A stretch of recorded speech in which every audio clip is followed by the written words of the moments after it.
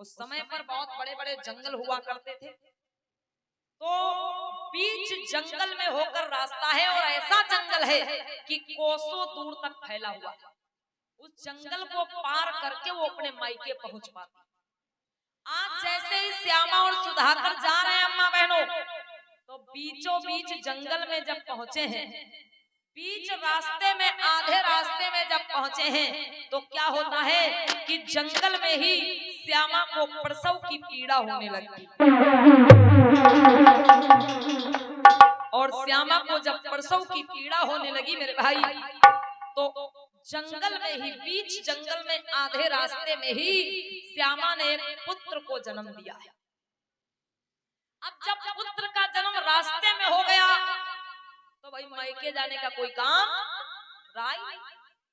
श्यामा वहीं से जंगल से आधे रास्ते से ही वापस अपनी झोपड़ी में लौट आती और अपनी झोपड़ी में आकर के अपने बेटा के पालन पोषण में लग जाती है और वो फिर अपने माँ बाप को भूल जाती है। फिर उसको अपने माँ बाप की याद नहीं आती और इधर माता पिता श्यामा की याद में रोते रोते अंधे हुए जा रहे हैं। भाई उनकी इकलौती बेटी थी, उनका और कोई सहारा नहीं था, लेकिन उस लड़की को फिर अपने माँ बाप की याद नहीं आई, अपने पुत्र के पालन पोषण में लग गई। और अम्मा बहनों होता क्या, धीरे धीरे 3 वर्ष बीत गए और जब 3 वर्ष बीत गए तो श्यामा ने दूसरा गर्भ धारण किया, मतलब वो दूसरी बार माँ बनने वाली हुई। और जब दूसरा गर्भ धारण किया, तो जब दूसरे गर्भ का समय पूरा हुआ, तो श्यामा यही सोचती कि पहली बार मैं अपने मायके नहीं जा पाई थी, लेकिन इस बार मैं अपने मायके जरूर जाऊं। तो फिर से वो सुधाकर से बोली है, और क्या बोली,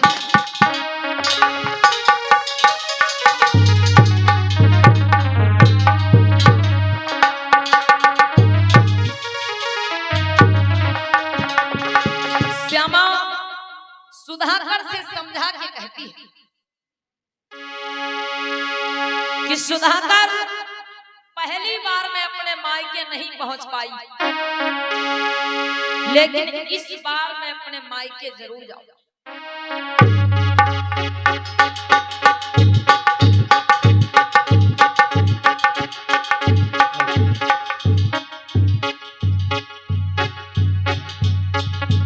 कहो से मैं क्या कहना चाहती हूँ। अरे सुधाकर, कहो श्यामा। देखो मैं पहली बार अपने मायके नहीं पहुंच पाई थी, हाँ, लेकिन इस बार मैं अपने मायके जरूर जाऊंगा। अरे श्यामा, फिर तुम वही जिद करने लगी हो। नहीं सुधाकर, मैं जाऊंगी, जरूर जाऊंगी। देखो श्यामा, मैं तुमको फिर से समझा रहा हूँ कि ऐसा ना करो। नहीं सुधाकर, तुम्हें नहीं जाना है, मत जाइए, मैं जरूर जाऊंगी। मैं पिछली बार नहीं जा पाई, इस बार जरूर जाऊंगी। देखो श्यामा, ऐसी जिद ना करो और तुम अब यहीं पे रहो। देखो तुम अपने मायके मत जाओ। नहीं सुधाकर, मैं जाऊंगी, जरूर जाऊंगी सुधाकर। श्यामा बोली ठीक है, नहीं जा रहे हो तो मेरे पीछे भी मत आना, मैं अकेली जा रही हूँ। आज श्यामा जो बहुत जिद्दी लड़की थी भाई, अपने बड़े बेटा को साथ में लेके वो चल पड़ी है अपने मायके के लिए। और इधर सुधाकर भी बेचारा मजबूर हो गया कि क्या करूं मैं, ऐसी हालत में इसका अकेले जाना ठीक नहीं है। और सुधाकर भी पीछे पीछे चल पड़ा। मेरी माताओं बहनों, कहा गया कि ज्यादा जिद अच्छी नहीं होती है। आज श्यामा ने जिद ठान दी कि मैं अपने मायके जाऊंगी, मायके जाऊंगी, लेकिन शायद उस लड़की को नहीं पता है कि यहीं से उसकी जिंदगी बर्बाद होने वाली है। कि आगे बढ़ो नारी को और वाके सर पे मौत खड़ी है।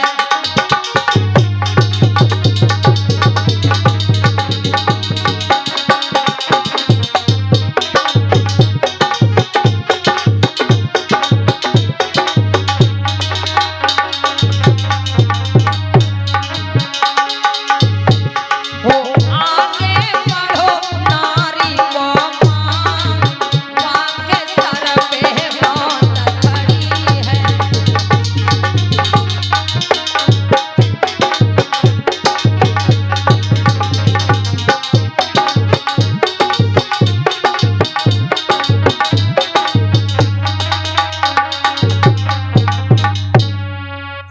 श्यामा को नहीं पता है कि यहीं से अब उसकी जिंदगी बर्बाद होने वाली।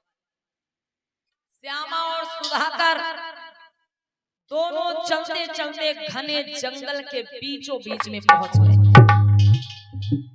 जैसा कि मैंने अभी बताया कि भाई जंगल में होकर ही रास्ता था और वो जंगल कोसों दूर तक फैला हुआ था। जंगल को पार करके ही श्यामा अपने मायके को पहुंचती।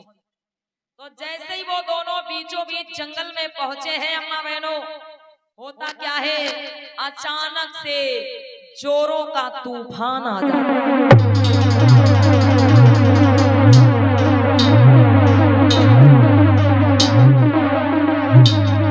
श्यामा और सुधाकर जब बीच जंगल में पहुंचे हैं तो जोरों से तूफान आ जाता है और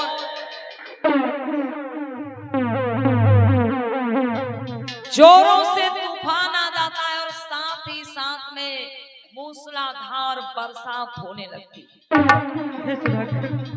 और इतनी बरसात इतना तूफान कि वृक्ष उखड़ उखड़ के गिरने लगे। श्यामा सुधाकर डर गए, अरे हम क्या करेंगे, जंगल से बाहर निकलने का कोई रास्ता नहीं मिल रहा है श्यामा, अरे हमें लगता हम तीनों मारे जाएंगे, हम बाहर नहीं निकल पाएंगे। सुधाकर, अरे भैया जंगल बीचों बीच जंगल में उलझे हुए हैं, तूफान चल रहा है, बरसात हो रही है, इतना दुख उनके लिए कम नहीं था। और एक मुसीबत और आ गई, और एक मुसीबत कैसे आ गई भैया कि श्यामा को प्रसव की पीड़ा होने लगी। अरे श्यामा क्या हुआ, श्यामा अरे श्यामा क्या हुआ, क्या हुआ? आज श्यामा को प्रसव की पीड़ा होने लगी। उसी जंगल में श्यामा रोने लगी, चिल्लाने लगी और यही कहती है कि सुधाकर मेरे लिए कुछ छाया की व्यवस्था करो, नहीं तो मेरी मौत हो जाएगी। इस जंगल के बाहर निकलना मुश्किल है, अब इसी जंगल में कुछ छाया की व्यवस्था करनी पड़ेगी। सुधाकर भी डर गया, बोला श्यामा तुम यहीं पे बैठो, मैं तुम्हारे लिए कुछ छाया की व्यवस्था कर रहा हूँ, यहीं पर बैठो श्यामा, मैं अभी कुछ व्यवस्था करके आता। मेरे भैया कुछ देर बाद तूफान तो शांत हो गया, तूफान शांत हो गया, लेकिन बरसात बंद नहीं हुई। जोरों की बरसात हो रही है और श्यामा प्रसव पीड़ा से तड़प रही है, कोई उसकी मदद करने वाला। सुधाकर आगे बढ़ा और एक जगह कुछ उसने लकड़ियां काटी हैं। भाई लकड़हारा था, कुल्हाड़ी हमेशा अपने साथ रखता था। कुछ लकड़ियों को काटा और लकड़ियों को काटने के बाद में अम्मा बहनों सुधाकर ने देखा कि एक घास का ऊंचा सा ढेर लगा हुआ है, एक घास फूस का ऊंचा ऊंचा ढेर लगा हुआ है।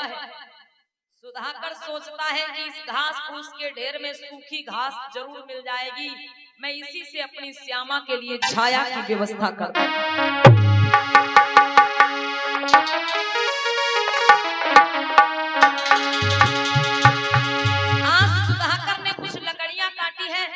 और फिर घास फूस के ढेर में जैसे ही हाथ डालता, उसे लगता है कि घास फूस का ऊंचा ऊंचा ढेर था, उसे लगा कि इसमें से हम कुछ सूखा घास फूस निकाल लेंगे और अपनी श्यामा के लिए छाया बना देंगे।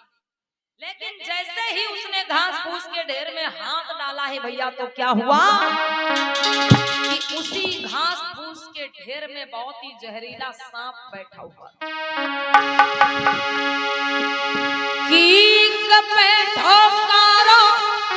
सर परे लाला उदासी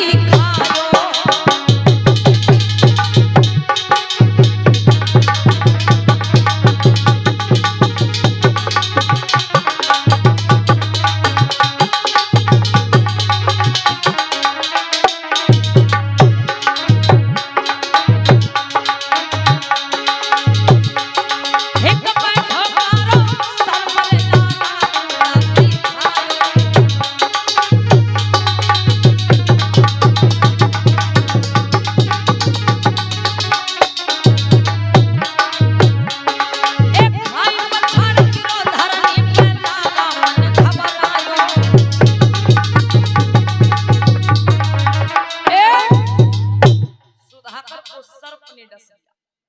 जैसे ही सर्प ने डसा, पछाड़ खा के वो दूर गिरा है, रोने लगा, तड़पने लगा।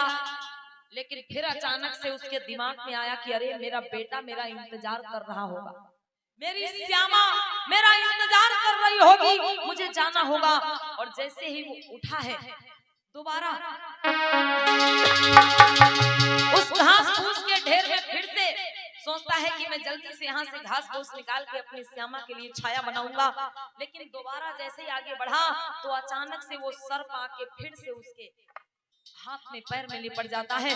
और जैसे ही वो सर्प लिपटता है, सुधाकर बड़ी जोर से उस सर्प को झटक देता है और कुल्हाड़ी उठा करके उस सर्प को उसी जगह पे काट देता है।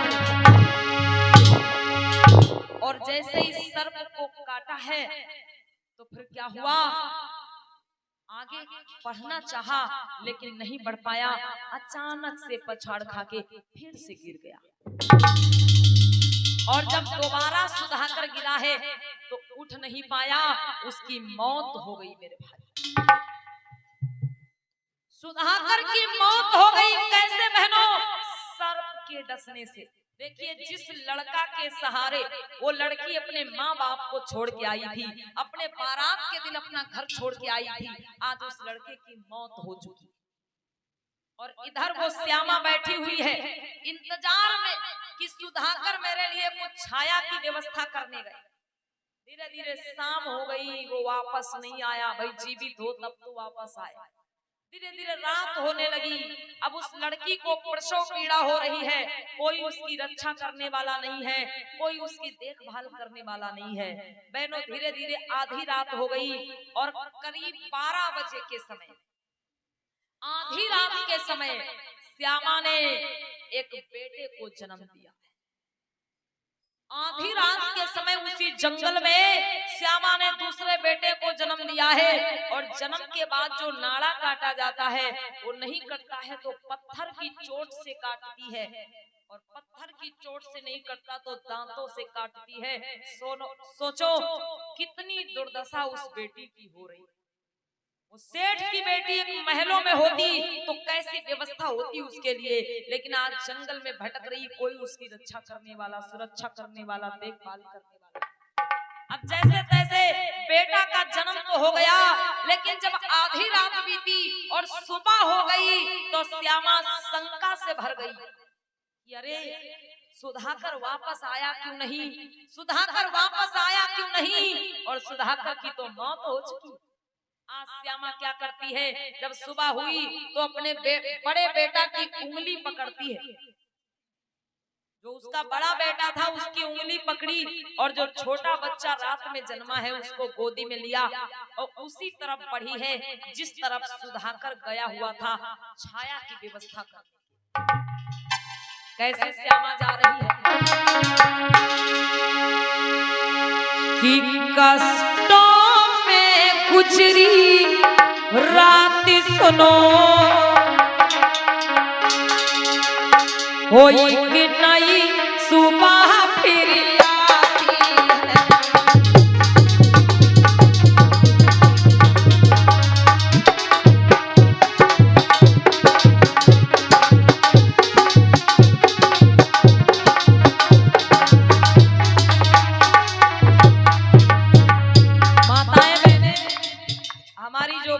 जो बहनें बैठी हैं इसमें जरा समझें कि देखिए ये वही बेटी है जो सेठ की इकलौती बेटी हुआ करती थी और राजकुमारी की तरह जीवन बिता रही थी। लेकिन इस बेटी ने क्या किया, अपने माता पिता की इज्जत और सम्मान का ख्याल नहीं किया, जोश में आके होश खोया और अपनी बारात के दिन अपने प्रेमी के साथ घर छोड़ के भाग निकली। आज वो लड़की जिस प्रेमी के साथ घर से आई थी, आज उस लड़का की मौत हो चुकी है। अब मेरी माताओं बहनों विचार करो, जो भी संतानें, जो भी बहनें, जो भी बेटियां अपने माता पिता को समाज में लज्जित करती है, अपने माता पिता को खून के आंसू रुलाती है, अरे वो बेटियां कभी सुख नहीं पाती है।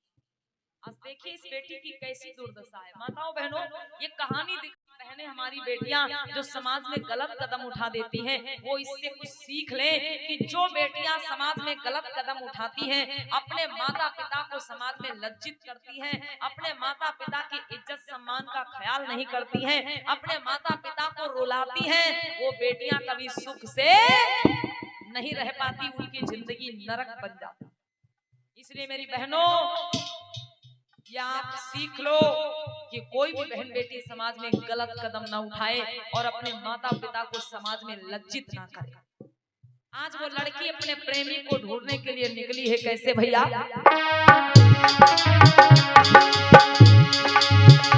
धीरे धीरे वो चाली रही और धीरे धीरे उसी जगह पहुंच गई जहां सुधाकर की लाश पड़ी हुई है। धीरे धीरे वो चाली रही, कुछ देख के घबरा जाती है। जब देखी लाश सुधाकर की तो कई आसी टकराती है। क्या हुआ सुधाकर? आके बोलो सुधाकर।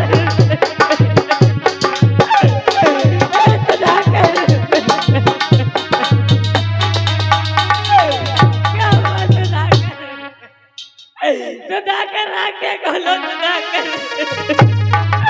क्या हुआ सुधाकर? आज जैसे ही वो लड़की श्यामा अपने प्रेमी सुधाकर के पास पहुंची और हाथ लगाया तो क्या पाया कि सुधाकर तो मर चुका। सुधाकर आके बोलो सुधाकर, क्या हुआ सुधाकर? आज श्यामा रो रही है, चिल्ला रही कि सुधाकर, अरे मैं तुम्हारे लिए अपने माँ बाप को छोड़ के आई थी और तुम मुझे ही छोड़ के चले गए। अरे सुधाकर, इन दो बच्चों को मैं कैसे पालूंगी, इन बच्चों का पालन पोषण मैं कैसे करूंगी। आज श्यामा रो रो के पागल हो रही है मेरे भाई, लेकिन अब रोने से कुछ नहीं होने वाला। की धरी घुटुअन पर लहे से नारी की छूटी गई चितकारी।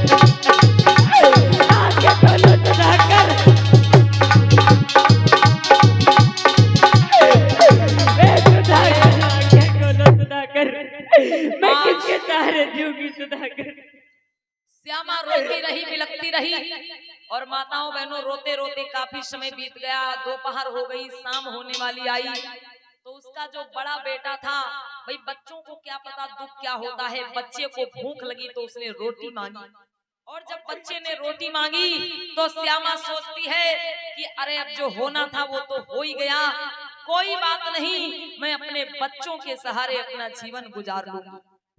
उसी जंगल में जैसे तैसे व्यवस्था करके अपने प्रेमी सुधाकर का अंतिम संस्कार कर दिया। अपने प्रेमी सुधाकर का अंतिम संस्कार कर दिया बहनों, और अंतिम संस्कार करने के बाद वो रोती हुई यही कहती है कि कोई बात नहीं, अरे जो होना था वो तो हो ही गया, अब मैं अपने बच्चों के सहारे अपना जीवन गुजार लूंगी। श्यामा सोचती है कि मैं अपने माँ बाप के पास चली जाऊंगी। देखिए अब किसकी याद आई? माँ बाप। सोचती है मैं अपने माँ बाप के पास चली जाऊंगी और अपने माँ बाप के पास रहकर उनकी सेवा करके अपना जीवन गुजार लूंगी। आज श्यामा अपने दोनों बच्चों को लेके अपने मायके की ओर बढ़ी है, क्योंकि अब उसका कोई सहारा तो रहा नहीं। दोनों बच्चों को लेके मायके की ओर बढ़ी है और धीरे धीरे जंगल पार कर गई। जंगल पार करने के बाद में एक नदी पड़ती थी जो लोग श्रावस्ती गए हैं उन लोगों ने देखा होगा आज भी वो नदी पड़ती है, आज भी वो नदी है। आप जब श्रावस्ती कभी जाइएगा तो जरूर देखिएगा, इस श्रावस्ती की ही कथा आप लोगों को सुना रहे हैं। तो श्यामा क्या करती है, जंगल को पार कर गई और जंगल को पार करने के बाद में भाई नदी पड़ती थी और नदी को पार करके तुरंत उसका गांव था। अम्मा बहनों ये बात बड़ी ध्यान से सुनना। तो जैसे वो नदी के किनारे पहुंची तो क्या देखा कि नदी बड़ी तेज धारा में बह रही। जब वो आई थी अपने मायके से भाग के उस समय नदी सूखी पड़ी थी, लेकिन आज जब जा रही है तो नदी तेज धारा में बह रही। अब वो सोचती है कि मैं दो बच्चों को लेके नदी कैसे पार करूंगी। तो उसने कहा कि अपने बड़े बेटा को नदी के इसी पार खड़ा कर। बड़ा बेटा जो था उसका उस समय कोई 3 या 4 साल का था, ज्यादा बड़ा नहीं था बेटा, 4 साल का था। तो वो बड़े बेटा को नदी के इस तरफ खड़ा कर दिया और जो रात का जन्मा बच्चा था उसको गोद में लेके धीरे धीरे नदी के पार जाके और घास फूस पे बच्चे को लिटा दिया। बच्चे को लिटा के वापस लौटी और जब वापस लौटी है बीच नदिया में पहुंची। तो जैसे वो बीच नदिया में पहुंची, अम्मा बहनों का देखा कि जहां पे उसका छोटा बच्चा लेटा हुआ है वहीं पर एक गीध मड़रा रहा। गीध, अब सोचो भाई रात का जन्मा बच्चा, भाई एक दिन का बच्चा मांस का एक टुकड़ा होता। अब जहां पे वो अपने रात के जन्मे बच्चे को लिटा के आई है वहीं पे गीध मड़रा रहा है। अब जैसे उसने गीध को मड़राते हुए देखा वो डर गई, बहुत डर गई कि कहीं ऐसा ना हो ये गीध मेरे बच्चे को उठा ले जाए।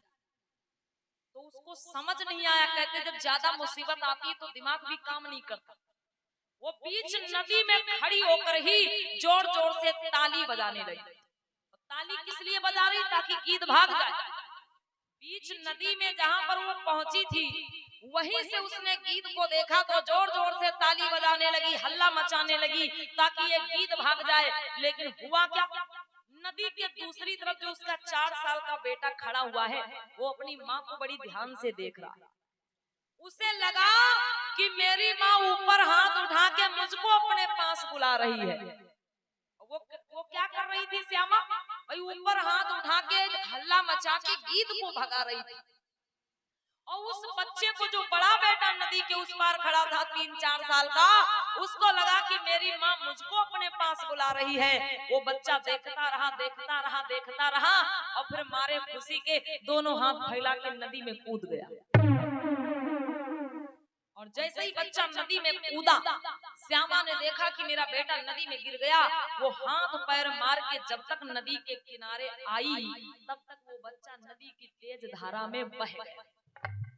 इधर वो अपने बड़े बेटा को पानी में नदी में ढूंढ रही है और उधर क्या होता है, वो गीध आता है और छोटे बच्चे को भी उठा ले जाता है।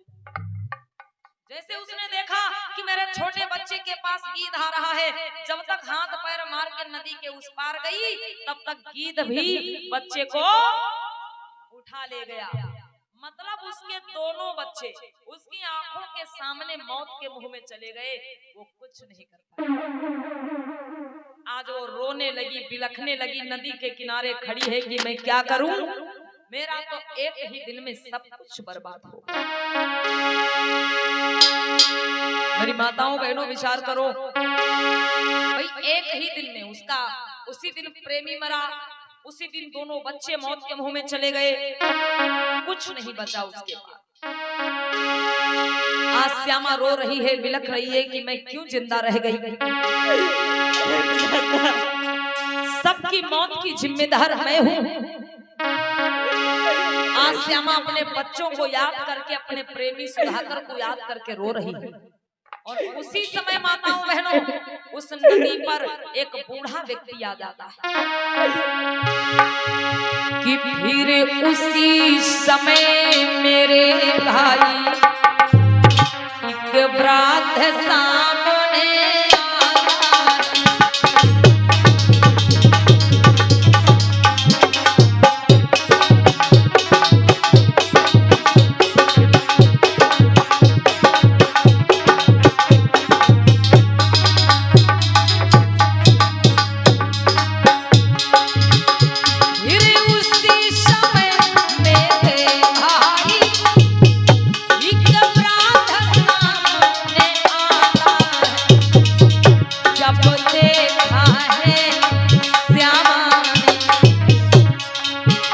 जब देखा वृद्ध ने श्यामा को, तुरंत ही वो वचन सुना।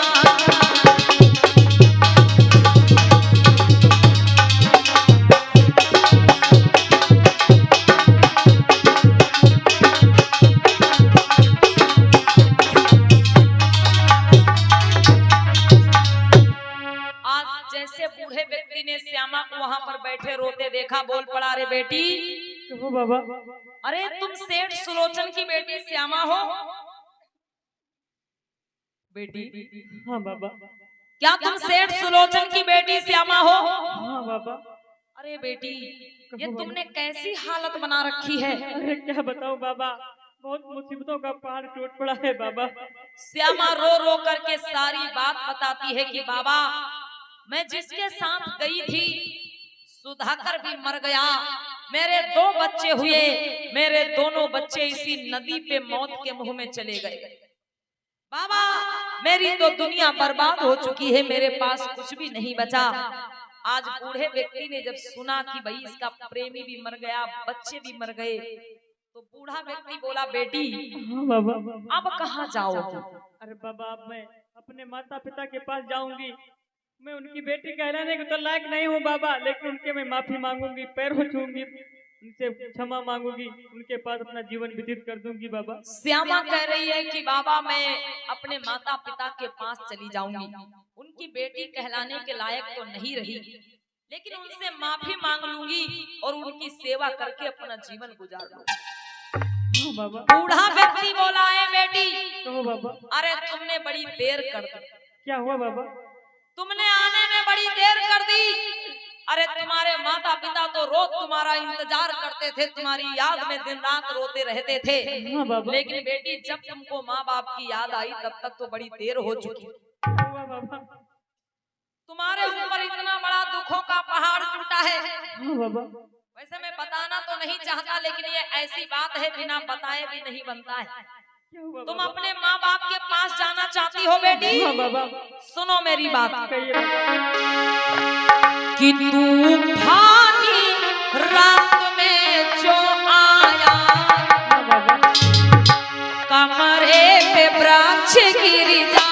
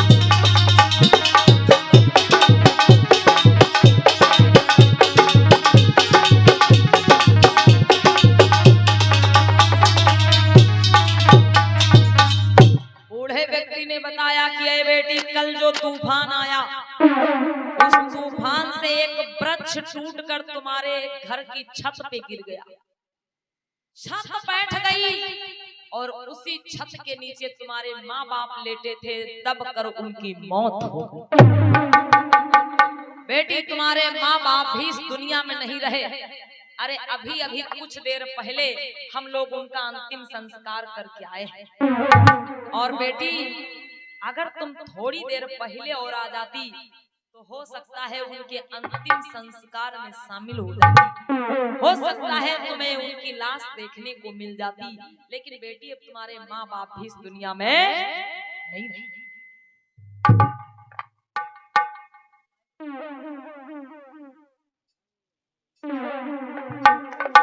आज